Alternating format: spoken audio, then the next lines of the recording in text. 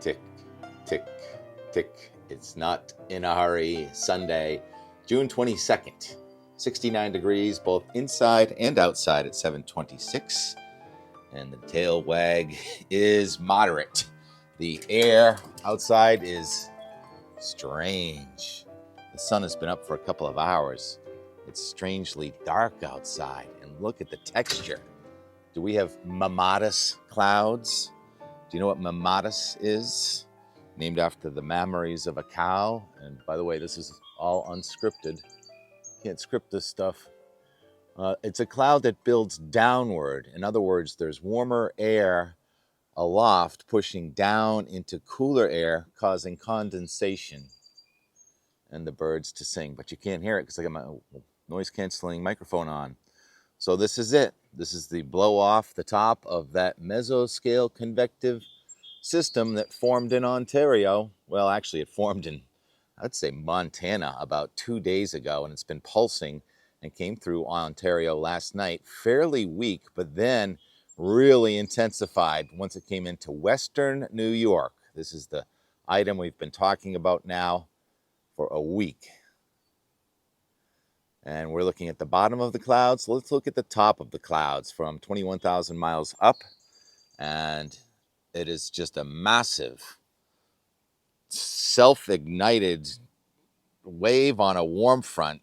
And the tops of the clouds go up to 10 miles high, casting shadows on the south side from the blow-off top of almost an anvil cloud to the towering cumulonimbus that are across New York, and especially one prominent one there in northern Vermont. So downpours are around this morning. They're going to blow away, and it's going to turn into a sunny, hot day.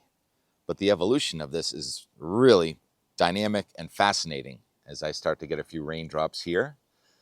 This morning, there are more than 75,000 customers without electricity in central New York. There is the power outage map from just before we went out the door at 7:30 this morning. And here's where I woke up. The birds woke me up at 4:15. And so I had to instantly look at the radar. And when I looked at the radar, I'm like, there it is. Not a Derecho, but a supercell mesoscale convective vortex. And there was a tornado warning there near Binghamton, New York, along with flash flood warnings in green and severe thunderstorm warnings in yellow. That was at 4:15. And now let's advance. And I show you the lightning coming out of this supercell at 7 a.m. I got this lightning image, and there it was in New York, kind of weakening. I think it's starting to weaken, that system in New York. And Vermont kind of lighting up in southern Vermont. So we've got flash flooding going on. Here's the radar a few hours later. The first one was at 4:15. This one's at 7 a.m. And that flash flooding extends across several hundred miles in central New York. You can see it kind of arcing towards Pennsylvania there. And at that time, the severe storm was limited to just southwest of Albany. So severe storm means damaging storm. And in New England, non-damaging downpours are occurring. I talk about the mesoscale convective vortex. What does that mean? Well, it's a little cyclone that develops on a front. And it's really pronounced here with, go back to about 4:30 this morning, the regional temperature roundup. New England just kind of muggy in the 60s, not that bad. But in central New York and Syracuse, the wind was from the southeast, gusting 20 to 30 miles an hour with a temperature of 70. And then just to its west in Rochester, New York, the temperature was 81 degrees with the wind out of the southwest gusting past 35 miles per hour. And that's outside of any thunderstorm cells. So that's that circulation, that cyclone there, mesoscale, very small in western New York. And that hot air, 81 at 4 o'clock this morning with a dew point near 70. That hot air is going to come in on the backside of this departing low. Now, the low pressure center, if you look at the wide analysis, the low center itself is in southeastern Canada, and it just looks like a trough coming across New York. So that's how splintered and fractured this thing became. That's what we said 24 hours ago. It was going to splinter and fracture with the southwest flank headed for the heat. And that's sure enough what happened. So no, there was not a derecho in New York or the Northeast, but this is something that the guidance had coming at us for a week. This would have never happened 10 years ago in the forecast, where you could see a mesoscale vortex from a week out on a global guidance model. The Euro is the one we had. The GFS also had it. And yesterday I mentioned the GFS had a kind of a miserable cold front coming in here after our heat wave, with days of chilly, cold air. Not cold, but pretty chilly compared to where we're going to go for the second half of the week with clouds. Well, now the Euro has gone in that direction also. Oh, what a spectacle. What else did I want to talk about? This cloud is going to go away. I'm going to show a meteorogram, not for Boston, because Boston's so close to the ocean. It's going to have a little different weather than the rest of New England. The meteorogram for Waltham, that's along I-95, just west of Boston, Massachusetts. And it's inland. So after this cloud blows through this morning and the sun comes out this afternoon, the temperature's going to jump into the lower 90s and the dew point's going to go to 70. And it is going to get gusty, but not as windy as I thought. Gusts probably in the order of 30 to 35. I think on Cape Cod it's going to be more windy. Anyhow, it goes up to 90 again tomorrow. So Boston may have an onshore flow and not be that hot tomorrow in Boston, but just inland and most of New England is going to be in the 90s. And then Tuesday, the heat peaks near 100 degrees. And then Wednesday, we're still close to 90. So it looks like for a lot of New England, it is going to be a 4-day heat wave from this afternoon through Wednesday afternoon before the front comes in. And then look what happens after that on Thursday, Friday, Saturday, off and on rain with temperatures around 70, dew points in the upper 60s, just miserable, low clouds, fog, and showers off and on. But that would help keep the grass green, wouldn't it? I have not turned on the irrigation here. It's going on today. I mean, I've got limited irrigation, but I do like green grass. And I haven't used very much water at all yet this season. And when you have irrigation, you can just kind of sit down here and just watch it go. T-Rex is like, what are we doing? Well, we've covered this Derecho and all this for so many days. We're going to shift gears now and talk about the heat. Here's the national advisories, watches, and warnings for the nation. And extreme heat is the story from the Mississippi River Valley right into New England. Heat warnings and advisories for temperatures in the 90s and dew points near 70 across a vast area of the nation, except for in the west, where there's a winter storm warning in Montana.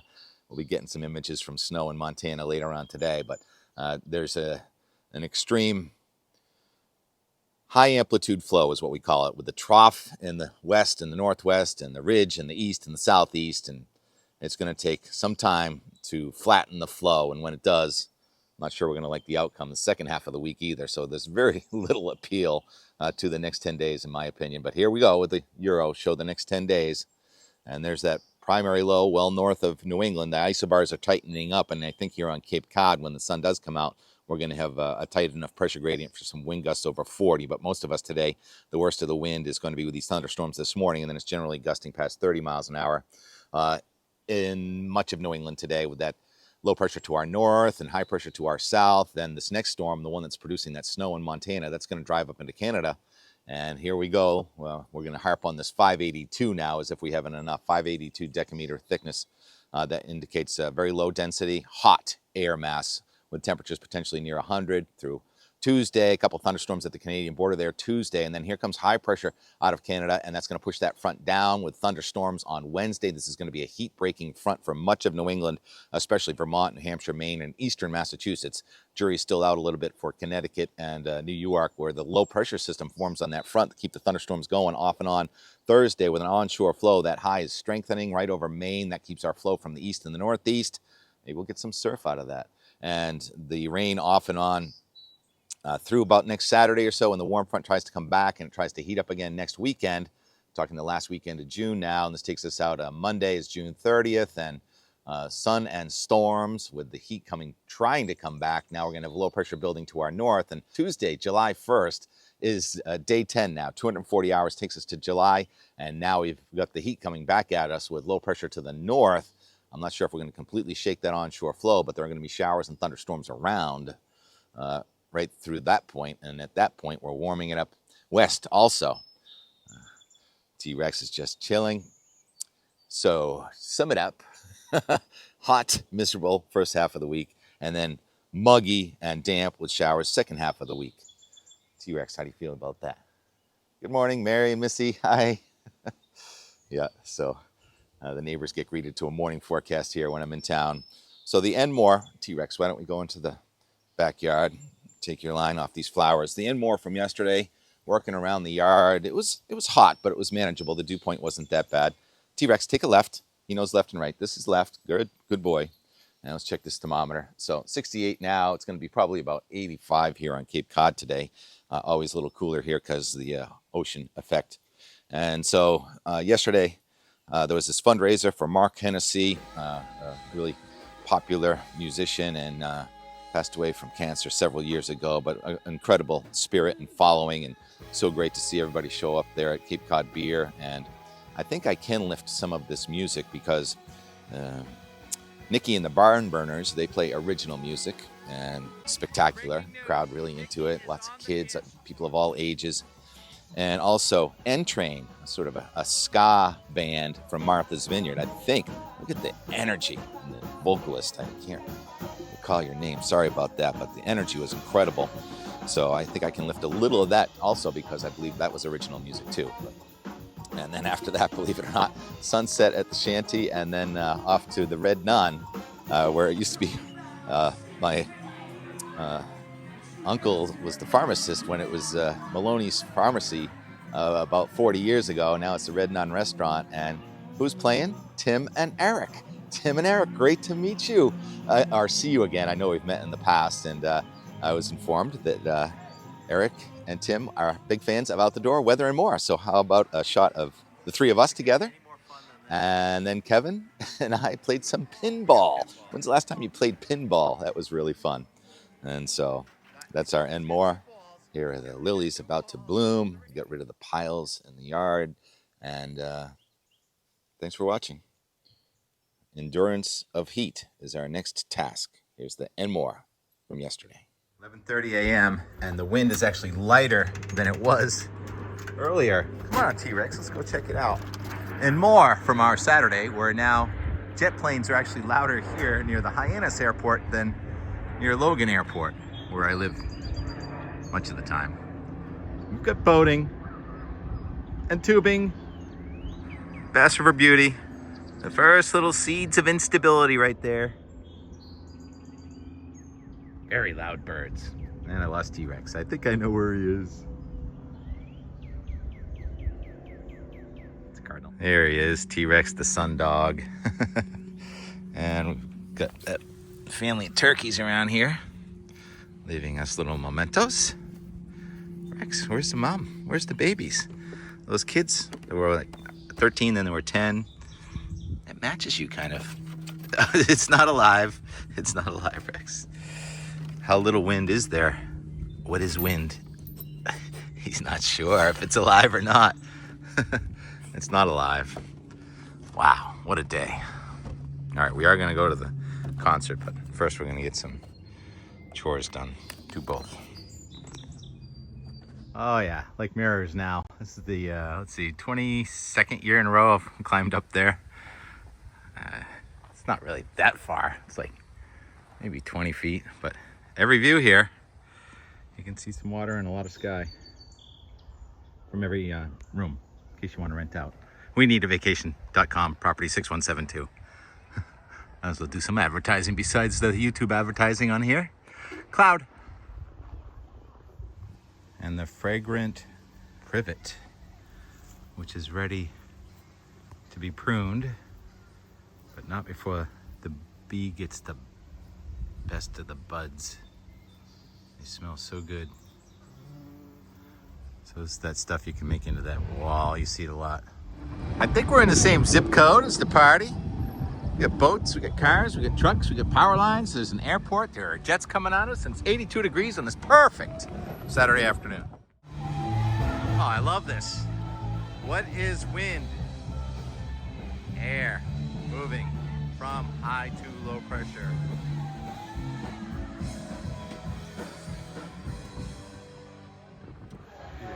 One of Mark Hennessey's best friends. So this is the inside of the Cape Cod Beer facility. I've never been here, believe it or not. And there's the t-shirts, HENSC Fest, and all kinds of auction items.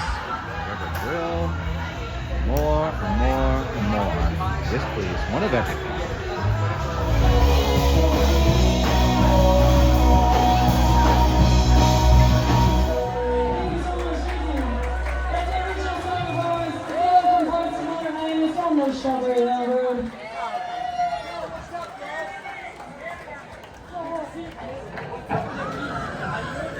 That song's off our new EP, Where Do We Go From Here? So we centered this whole summer tour around. So check it out.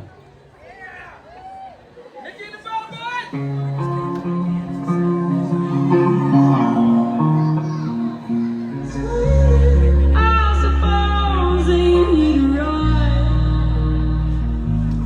She said, I've got nothing to do, and neither do you. So let's chase shop alone, and we can waste the whole afternoon.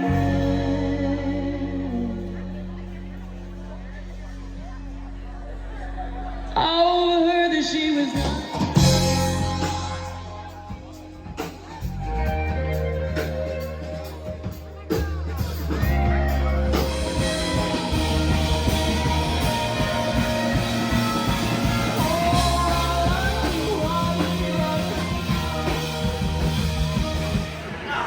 Silent auction is closing here in a second.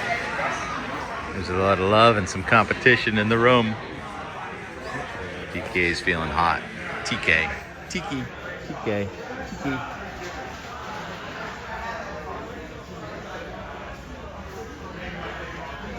I put all mine on top, thinking I'd have an advantage, but nope. They're shaking them up. It's very fun. Stay away from that TK fire pit. You guys get away from there.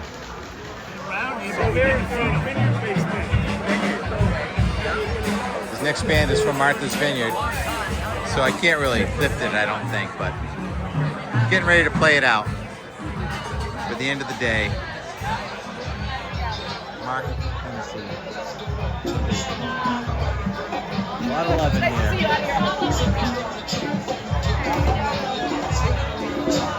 So we got one more band coming up. It's N Train, and I probably should just close out this video.